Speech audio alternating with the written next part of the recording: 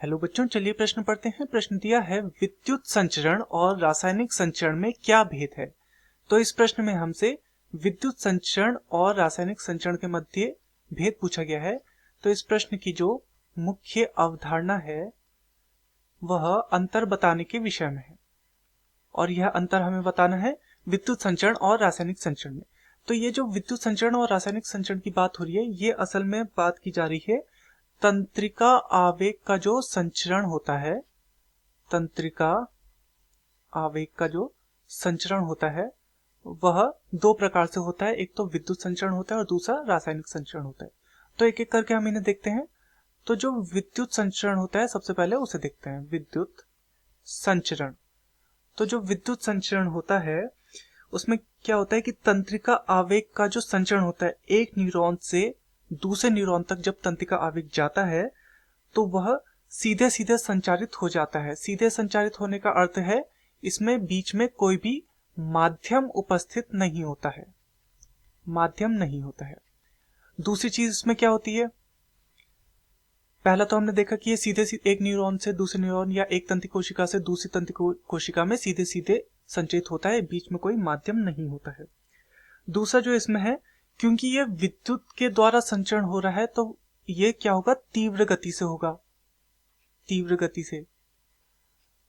इसके अतिरिक्त जो टिलोडेंड्रिया होता है उसमें विद्युत संचरण में तंत्री प्रेशियां या फिर न्यूरोट्रांसमीटर्स नहीं पाए जाते।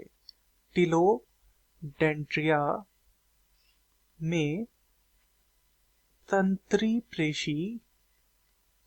प्रेशी नहीं पाए जाते, क्योंकि हमने देखा कि इसमें कोई भी माध्यम नहीं होता, तो तंत्री प्रेशी जाहिर सी बात है इसमें नहीं पाए जाएंगे। अगला जो है इसकी विशेषता वह यह है कि अवरोध अगर कोई आएगा तो इसे ये नियंत्रित, अवरोध विद्युत संचरण को नियंत्रित नहीं कर पाएंगे, क्योंकि बीच में कोई माध्यम नहीं है, ये सीधे सीधे संचरण हो रहा है, तो अवरोध इसे रोक नहीं पाएंगे या नियंत्रित नहीं कर पाएंगे। अब देखते हैं अगला जो कि है रासायनिक संचरण। तो रासायनिक संचरण को समझने का प्रयास करते हैं। रासायनिक संचरण, तो रासायनिक संचरण में क्या क्या होता है। रासायनिक संचरण में जैसा हमने देखा विद्युत संचरण में क्या हो रहा था कि सीधे सीधे बिना किसी माध्यम के संचरण हो रहा था, परंतु यहां पर क्या होता है, तंत्री प्रेशियों द्वारा, तंत्री प्रेशी या फिर न्यूरोट्रांसमीटर जिसे हम बोलते हैं द्वारा यहाँ पे क्या होता है, संचरण होता है। तो तंत्री प्रेशी यानी कि न्यूरोट्रांसमीटर यहाँ पर उपस्थित होते हैं। क्योंकि तंत्री प्रेशी क्या है, एक प्रकार के रसायन है, तो रसायनों के माध्यम से जो संचरण होगा वो अपेक्षाकृत धीमा होगा विद्युत संचरण के।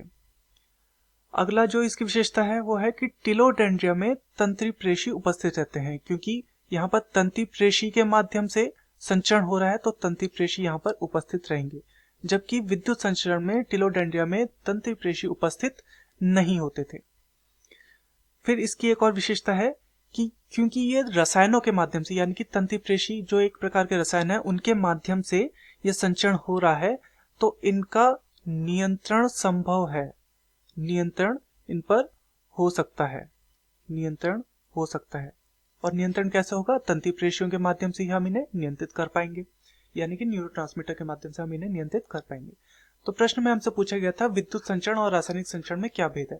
तो हमने देखा विद्युत संचरण सीधे होता है जिसमें कोई माध्यम की आवश्यकता नहीं होती है, परंतु रासायनिक संचरण में क्या होता है, माध्यम की आवश्यकता होती है। विद्युत संचरण तीव्र गति से होता है जबकि रासायनिक संचरण अपेक्षाकृत धीमी गति से होता है। विद्युत संचरण में क्या होता है, तंत्री प्रेशी नहीं होते हैं टिलोडेंड्रिया में, जबकि रासायनिक संचरण में हमने देखा तंत्री प्रेशी उपस्थित होते हैं टिलोडेंड्रिया में।